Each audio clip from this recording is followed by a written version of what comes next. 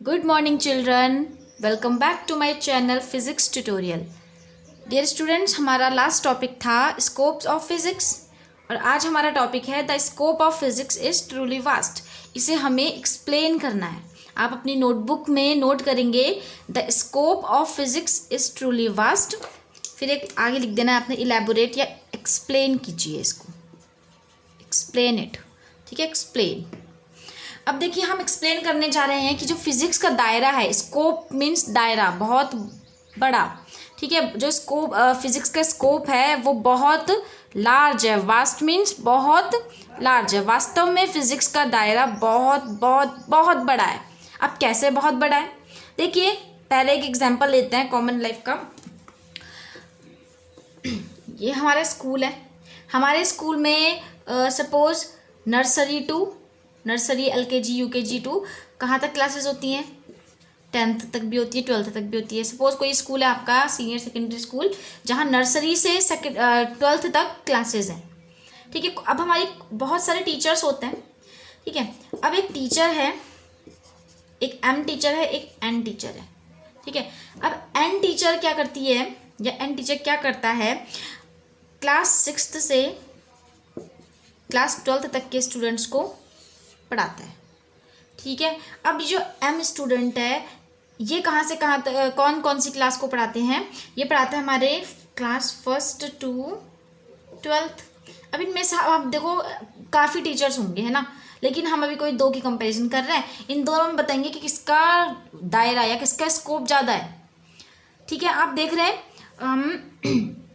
जो N teacher है, N teacher को 6th से 12th तक पढ़ाना है और M टीचर को 1st से 12th तक पढ़ाना है। तो आप दिमाग लगा सकते हैं किसका दायरा ज़्यादा है।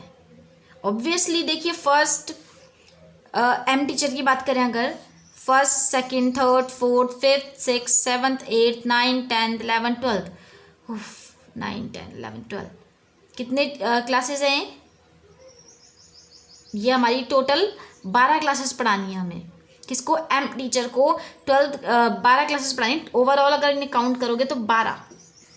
जबकि अगर हम N टीचर की बात करें तो ये 6th से 12th तक पढ़ाते हैं। मतलब क्या इनका, आप 5 लेस कर दोगे इनमें से 6, 7, 8, 9, 10, 11, 12, केवल 7। इन्हें केवल 7 क्लासेस पढ़ानी है। तो किसका स्टडी का या टीचिंग का जो दायरा है वो किसका सबसे ज़्यादा है? वो M टीचर का ज़्यादा है। समझ में आ रहा है? तो कुछ ऐसा ही अभी हम करने जा रहे हैं। देखिए जितना ज़्यादा इनके बीच में गैप होगा, जितना ज़्यादा इनके बीच में गैप होगा, हम कहेंगे उसका स्कोप उतना ज़्यादा है या उसका दायरा उतना बड़ा है, लार्ज है। तो देखो बात कर लेते हैं फिजिक्स की आते हैं। अब अपने एग्जाम्पल में आते हैं सीधे सीधे। ये था हमारा एग्जाम्पल। अब बात करते हैं अपने टॉपिक की। देखिए क्या करना है, हम पढ़ने जा रहे हैं the scope of physics is truly vast. जो फिजिक्स का स्कोप है वो बहुत लार्ज है, क्योंकि देखिए फिजिक्स में हम स्टडी करते हैं। अगर हम मास की बात करें तो यहाँ मास की बात करें अगर हम, ठीक है, अगर हम मास की बात करते हैं किसी ऑब्जेक्ट की, तो हमारे पास ऑब्जेक्ट्स में मास में छोटे से छोटे मास का ऑब्जेक्ट भी है और बड़े से बड़े मास का ऑब्जेक्ट भी है। अब कैसे हैं वो? छोटे से छोटा मास हमारा जैसे कि इलेक्ट्रॉन, आपने सुना होगा electron is the elementary particle. अगर आपने केमिस्ट्री स्टार्ट कर ली है, ठीक है, तो उसमें आप पढ़ेंगे मास क्या है, इलेक्ट्रॉन क्या है, एलिमेंट्री पार्टिकल है, बहुत छोटा पार्टिकल है। देखिए जैसे आपका ये सिस्टम है, ये सिस्टम आपको पता है ये छोटे छोटे एटम्स से बना है ना, और इन एटम्स में क्या होते हैं? Electrons, protons, neutrons. ठीक है, तो ये जो एटम्स होते हैं, देखो बच्चों ये पार्टिकल, ये जो आपको पार्टिकल दिख रहा है ना, सॉरी ये पॉइंट जो आपको दिख रहा है, इस पॉइंट के अंदर भी बहुत सारे मिलियन बिलियन आपके एटम्स होंगे। इतने छोटा पार्टिकल होता है उस, ठीक है, वो एटम इतना छोटा होता है उसके, मतलब इस पॉइंट के अंदर मैंने बोला मिलियन या ट्रिलियंस क्या हो सकते हैं? एटम्स हो सकते हैं। अब उस एटम्स के अंदर इलेक्ट्रॉन्स होते हैं, तो समझ सकते हो आप कितना छोटा इलेक्ट्रॉन होता है। तो उस इलेक्ट्रॉन का भी अपना मास होता है। ठीक है। और बड़े से बड़ा मास की बात करें तो हमारा जो यूनिवर्स है, आपको पता है भाई यूनिवर्स इन्फिनिटी है, बहुत बड़ा है। और अभी भी बिग बैंग थ्योरी के अकॉर्डिंग हमारा जो यूनिवर्स है वो लगातार एक्सपेंड हो रहा है। एक्सपेंड मीन्स खींचता जा रहा है, प्रसार होता जा रहा है, फैलने में है, उसका आकार बढ़ने में लगा है। ठीक है। तो मास की बात करें ना तो जो यूनिवर्स का मास है, यूनिवर्स का जो मास है वो बहुत बड़ा है। मतलब छोटे से छोटा मास भी हमारे पास है, बड़े से बड़ा मास भी उपलब्ध है हमारे पास। ठीक है। अगर इलेक्ट्रॉन के मास की बात करें, या हम ऐसे बोल सकते हैं मास का वेरिएशन देखिए तो मास का वेरिएशन है आपका 10⁻³ kg से। ये इसका मास है, मास ऑफ इलेक्ट्रॉन, Me लिख देते हैं हम इसे। ठीक है। 10⁻31, ये बहुत छोटी क्वांटिटी, आप कहोगे बहुत बड़ा लग रहा है बच्चे, अगर ये प्लस में होता तब हम बोलते हैं बहुत बड़ा है, लेकिन ये आपका माइनस में है। इसका मतलब 1/31 लगा दो आप यहाँ पर, कितना छोटा हो जाएगा, 0.00000। ठीक है ना, बहुत छोटा मास है। तो इलेक्ट्रॉन के मास से मास ऑफ यूनिवर्स कहाँ तक है?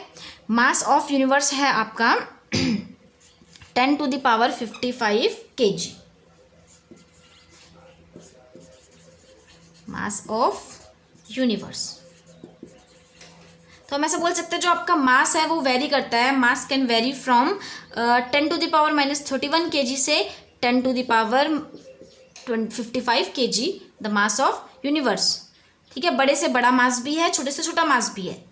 तो ये क्या कह सकते हैं, मास का स्कोप, मास का रेंज क्या है, इतनी बड़ी है। देख रहे हो ना इनके बीच में कितना ज़्यादा गैप है। बट एक्चुअल में होता क्या है ना, हमारे जो अर्थ में हम जिनको देख पाते हैं, हम जिनको देख सकते हैं, टेरेस्ट्रियल जो बॉडीज़ होती है या टेरेस्ट्रियल जो एवरीडे लाइफ होती है, उसमें हम इनके बीच के रेंज में हम देख सकते हैं। ठीक है। ये इनको भी नहीं देख सकते, ये बहुत दूर होते हैं। ठीक है। अब देखो बात करें लेंथ की, बात कर लेते हैं ऐसे ही सिमिलरली। लेंथ का रेंज है वो भी बहुत बड़ा है। रेंज ऑफ लेंथ देखेंगे तो लेंथ के केस में न्यूक्लियस होता है हमारा, न्यूक्लियस की लेंथ और लेंथ ऑफ यूनिवर्स, यूनिवर्स की लेंथ। न्यूक्लियस क्या होता है, आपने 9th-10th में पढ़ा होगा। आपके पास एटम है, उस एटम के अंदर आपका एक न्यूक्लियस होता है। उस न्यूक्लियस के चारों ओर आपकी शेल्स होती हैं जहाँ पर इलेक्ट्रॉन घूमते हैं, रोटेशन और रिवॉल्यूशन करते हैं। ठीक है। अब देखो जो आपका न्यूक्लियस है, इस न्यूक्लियस के अंदर आपके प्रोटॉन्स होता है और न्यूट्रॉन होता है। तो ये न्यूक्लियस बहुत छोटा होता है। अब सोचो जब एटम ही बहुत छोटा है, इस पॉइंट छोटे से बिंदु के अंदर ही करोड़ों अरबों क्या है एटम्स हैं, तो वो एटम बहुत छोटा होगा, क्योंकि ये बिंदु, ये जो आपका पॉइंट दिख रहा है ये कितना छोटा है, ये भी बहुत छोटा है ना। इसका साइज़ भी आप नहीं देखा जाए तो बहुत छोटा है, मिलीमीटर में या सेंटीमीटर में तो नहीं होगा, खैर। ठीक है। तो उसके अंदर जो एटम है वो और छोटा, और उस एटम के अंदर पहले एक न्यूक्लियस है, वो कितना छोटा होगा सोचिए। वो न्यूक्लियस आपका साइज़ जो है वो है 10⁻⁴ मीटर। और जो हमारा यूनिवर्स है, उस यूनिवर्स के अंदर देखिए हम कहाँ रहते हैं, हम रहते हैं अर्थ में। और जो अर्थ है वो किसके अंदर है, वो सोलर सिस्टम के अंदर है। और सोलर सिस्टम किसके अंदर है, सोलर सिस्टम है हमारी गैलेक्सी के अंदर। और हमारे यूनिवर्स में ना ऐसे ही लाखों करोड़ों अरबों क्या है हमारी गैलेक्सीज़ हैं। उन गैलेक्सीज़ के अंदर हमारे जो हमारी गैलेक्सी है उसका नाम है मिल्की वे। उस गैलेक्सी के अंदर हमारे सोलर सिस्टम जैसे कई अनेकों क्या हैं सोलर सिस्टम्स हैं। और ऐसे ही पूरे इन सारी गैलेक्सीज को मिलाकर आपका क्या बनता है, सोलर यूनिवर्स बनता है। ठीक है ना। तो यूनिवर्स कितना बड़ा हो सकता है आप समझ सकते हैं। तो यूनिवर्स की जो लेंथ है, यूनिवर्स के साइज का हो या इसे आप रेडियस बोल सकते हो वैसे, है ना। तो जो यूनिवर्स का की लेंथ की बात करें वो है आपके 10⁻26 मीटर। मतलब लेंथ का भी जो वो है एरिया है वो बहुत बड़ा है, स्टडी का एरिया बहुत बड़ा है, बहुत लार्ज है या बहुत वास्ट है। यहाँ पर भी छोटी से छोटी लेंथ भी मिलती है, मीन्स साइज ऑफ न्यूक्लियस, और बड़े से बड़ी लेंथ भी मिलती है, size of universe 10⁻26। Is it clear? ठीक है, आगे बढ़ते हैं। अब बात करते हैं, एक बार टाइम की बात कर लेते हैं। हमने मास पढ़ लिया, लेंथ पढ़ ली, टाइम पढ़ लिया। टाइम इंटरवल की बात करते हैं। देखो ये आपका पेड़ है, एक बुलेट आती है आपकी, ये बुलेट इसको क्रॉस करेगी, बहुत तेज़ी से फायरिंग हुई, ठीक है, पिस्टल से एक बुलेट फायर हुई और यहाँ पहुँच के हो सकता है ये इसके अंदर थोड़ी दूर जाएगा, इसके अंदर अंदर ही अंदर इम्पेडेड हो गया, धंस गया इसके अंदर। लेकिन अब ऐसा हो सकता है ना, बहुत ज़्यादा वेलोसिटी से फेंका या बहुत स्ट्रॉन्ग है, हमारी बुलेट की स्पीड ज़्यादा है, तो ये इसको क्रॉस कर जाएगी, है ना। इसको क्रॉस करते हुए ये बाहर निकल गई सपोज, ठीक है, लेकिन हो जाएगा कि इसकी स्पीड कम हो जाएगी बस।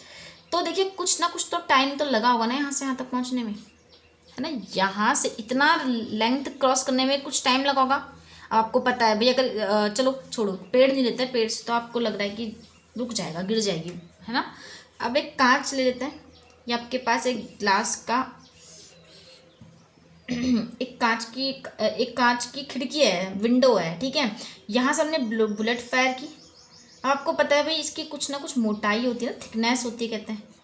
इस थिकनेस को आपका कौन क्रॉस करेगा, ये बुलेट को क्रॉस करना है इस थिकनेस को, तो इसने क्रॉस कर दिया जाए। तो कितना टाइम लग रहा है इसे, बहुत कम टाइम लग रहा है। जबकि इस ग्लास की कुछ मोटाई थी, सपोज इस ग्लास की मोटाई आपकी इतनी भी नहीं, इतनी है, इतनी मोटाई है, थिकनेस कहो जिसे, आप समझ में आ रहा है सबको, ये थिकनेस है। अब यहाँ से बुलेट फायर हुई और यहाँ से होते हुए ये निकल गई, तो थोड़ी सी थिकनेस है तो सही, कुछ तो थिकनेस है बेटा, है ना। अब यहाँ पर क्या करना है, तो और सोचो जब इतनी थिकनेस थी उसके बाद भी एक बहुत कम टाइम ले रही थी, लेकिन अब आपको पता है इससे भी छोटा टाइम होता है। देखिए 1 सेकंड कितना टाइम होता है, 1 सेकंड तो बहुत कम होता है ना। 1 सेकंड तो बहुत कम टाइम, बहुत छोटा टाइम है, लेकिन 1 सेकंड से भी छोटा टाइम की बात करें ना, तो देखो हमने अभी बात की किसकी, एटम की। एटम का साइज बहुत छोटा होता है, ठीक। अब एटम का साइज, एटम से छोटे कौन होते हैं, देखो मॉलिक्यूल से छोटे एटम्स होते हैं, एटम से छोटे आपके न्यूक्लियस, न्यूक्लियस के अंदर आपके इलेक्ट्रॉन प्रोटॉन, है ना। तो आपने सपोज न्यूक्लियस का साइज क्या पढ़ा था हमने, 10⁻⁻14, इतना कम, बहुत छोटी लेंथ है इसकी तो, ठीक है। तो एक न्यूक्लियस है, देखो आपको हम स्टडी करने का थोड़ा बड़ा पढ़ रहे हैं, लेकिन एक्चुअल में ऐसा होता नहीं, बहुत छोटे न्यूक्लियस, ठीक है। उस न्यूक्लियस को क्रॉस करने में लाइट, अब लाइट की स्पीड कितनी ज़्यादा होती है आपको बताइए, 3 × 10⁸ मीटर पर सेकेंड, है ना। 1 सेकेंड में इतने मीटर चल देता है, 3 × 10⁸ मीटर।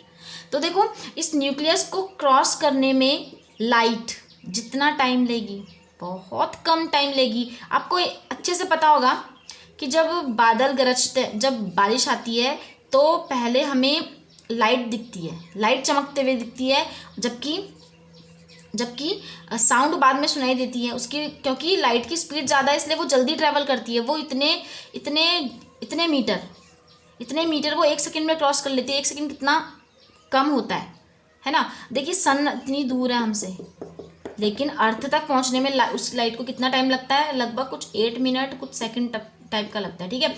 8 मिनट कुछ सेकंड या 8 मिनट आई थिंक, मुझे भी याद नहीं आ रहा है, ठीक है। तो सन से अर्थ तक आने में, और जबकि अर्थ और सन के बीच की डिस्टेंस कितनी ज़्यादा है आप सबको पता है, बहुत ज़्यादा है ना। वहाँ से यहाँ तक आने में 8 मिनट लग रहा है, ठीक है। तो सोचो ये जो छोटा सा न्यूक्लियस है, इसको क्रॉस करने में कितना टाइम लगेगा, वो होता है आपका 10⁻⁻22 सेकेंड, या आप इसको बोल सकते हो 1/1 2 3 4 5 6, कहाँ तक 22 जीरो लगा दो पीछे से, फिर इसको डिवाइड करके देखना 0.00000001 समथिंग आएगा ऐसे करके, ठीक है। तो इतना सेकंड, इतने छोटा टाइम भी हमारे पास है, इसकी स्टडी भी की गई है, ठीक है, न्यूक्लियस की। ये है आपका time taken to cross the nucleus.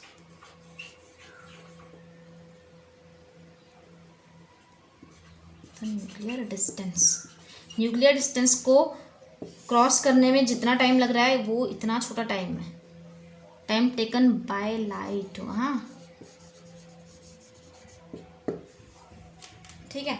अब देखो इतना टाइम भी है, और अगर बहुत बड़े टाइम की बात करें, बिग टाइम की बात करें, तो हमने ये भी स्टडी किया है कि जो टाइम, किसका टाइम, सन की लाइफ, सन कितने साल जीता है, और अब कितना तो जी गया है वो अभी, है ना, लास्ट लगभग इसकी लास्ट स्टेज आने ही वाली है या आ गई है शायद, ठीक है, देख लेना आप कहीं पे। स्टार है, सन हमारा स्टार है, स्टार में भी आपकी लाइफ होती है कि वो सबसे फर्स्ट स्टेज में वो थोड़ी ब्लू होते हैं, उसके बाद वो वाइट हो जाते हैं, फिर थर्ड स्टेज ऐसी आती है जिसमें येलो हो जाते हैं, उसके बाद रेड हो जाते हैं। तो सन की अभी जो वो है वो येलो या रेड समथिंग है कुछ, ठीक है। तो life of sun, life of sun ये है आपकी कितनी, ये है आपका 10⁻18 सेकेंड। इसको आप मल्टीप्लाई कर लेना या डिवाइड वगैरह करके इसे 24 इसे आवर्स में चेंज कर लेना, फिर आवर्स को डेज में करना, फिर डेज को आप किस में करोगे, साल में, ईयर्स में करने के लिए कर देना उसे, ठीक है ना। तो आपको लाइफ ऑफ सन मिल जाएगी। तो देखिए इतने छोटे टाइम से इतने बड़े टाइम तक का रेंज भी हमारे पास है। तो इस तरह से हम बोल सकते हैं कि ये सब हम किसके अंदर स्टडी कर रहे हैं, फिजिक्स में कर रहे हैं। इसका मतलब फिजिक्स के अंदर जो हम स्टडी कर रहे हैं उसका स्कोप बहुत बड़ा है, उसका दायरा बहुत बड़ा है, ठीक है ना, बहुत लार्ज है। और जो हम एवरीडे लाइफ की जो फिनोमिना होते हैं, हमारे एवरीडे फिनोमिना जो होते हैं वो लाई करते हैं हमारे इनके मिडिल रेंज में, बहुत छोटे से बहुत बड़े के बीच में। अर्थली टेरेस्ट्रियल कह सकते हो या आप अर्थली कह सकते हो, जो हमारे अर्थ में चल रहा है ना। हम लोग ना इतने छोटे भी नहीं हैं, बहुत छोटे भी नहीं है, बहुत ज़्यादा बड़े लेवल पे भी वो नहीं करते हैं। हमारी जो डेली लाइफ की घटनाएं हो रही होती हैं वो इतने छोटे लेवल पे भी नहीं होती, इतने बड़े लेवल पे भी नहीं होती हैं। लेकिन ऐसा पॉसिबल है, छोटे से छोटा भी है, बड़े से बड़ा है, एग्जिस्ट करता है, ठीक है ना। तो इसके बारे में लिख लेते हैं जल्दी से। आप लोग इतना नोट कर लो पहले। The scope of physics is truly vast, it covers wide range, कि यहाँ से शुरू करेंगे आप, ठीक है। The scope of physics is truly vast, physics का जो स्कोप है वो बहुत लार्ज है। It covers wide range of mass, length, time, energy etcetera. कि मास, लेंथ, टाइम और एनर्जी मीन्स ऊर्जा का बहुत बड़ा एरिया को कवर करता है। The mass of an object can vary from 10⁻31 kg mass of electron to 10⁻55 kg, that is mass of universe. जो ऑब्जेक्ट का मास है वो इस रेंज से इस रेंज तक वेरी करता है। Similarly the length of an object can vary from, ठीक है। देखो पहले बेटा इतना लिख लो जल्दी से, या वीडियो पॉज करके लिख लेना आप, हम नेक्स्ट लिखते हैं, ठीक है। The length of an object can vary from, इसको लिख लेते हैं 10⁻⁻, यहीं से कर लेते हैं, इसको मिटा देते हैं यहाँ पर।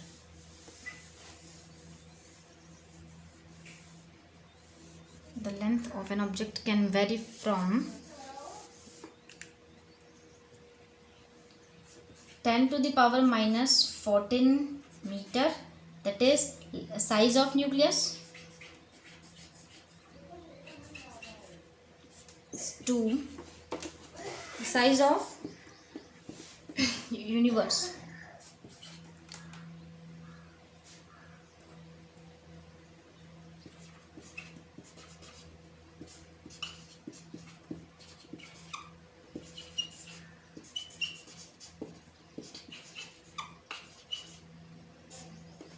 ठीक है ना। इसी तरह से हमने टाइम की बात करनी है। Time interval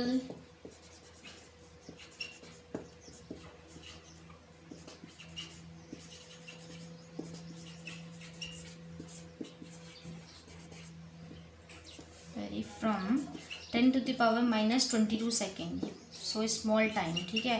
that is the time taken by light, time taken by light to cross a nuclear distance. Nuclear distance को क्रॉस करने में जितना टाइम लगेगा, बहुत छोटे डिस्टेंस है तो टाइम भी बहुत छोटा लगेगा। टू कहाँ से कहाँ तक, to 10⁻18 second, that is life of sun, life of sun, ठीक है ना। अब देखो हमारे जो एवरीडे लाइफ के फिनोमिना है, एवरीडे फिनोमिना कहाँ लाई करते हैं, इनकी मिडल रेंज में, बहुत छोटे से बड़े, ना ज़्यादा छोटा ना ज़्यादा बड़ा, जो हम देख सकते हैं, जो फील कर सकते हैं, ठीक है। इन्हें देखने के लिए फिर माइक्रोस्कोप या टेलीस्कोप वगैरह की ज़रूरत पड़ती है। तो हम ऐसे लिखेंगे, इतना लिख लो पहले, फिर हम आगे लिखते हैं।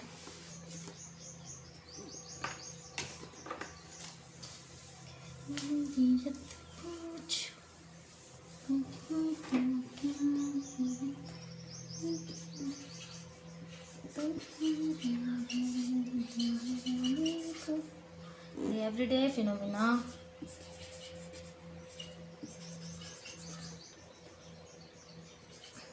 या आप इसको लिख सकते हैं टेरेस्ट्रियल फिनोमिना। टेरेस्ट्रियल मीन्स पार्थिव। टेरेस्ट्रियल का मतलब होता है, आप इसे बोल सकते हो अर्थली भी बोल सकते हो। पार्थिव जो अर्थ में होता है, ठीक है। The everyday phenomena lie in the middle range.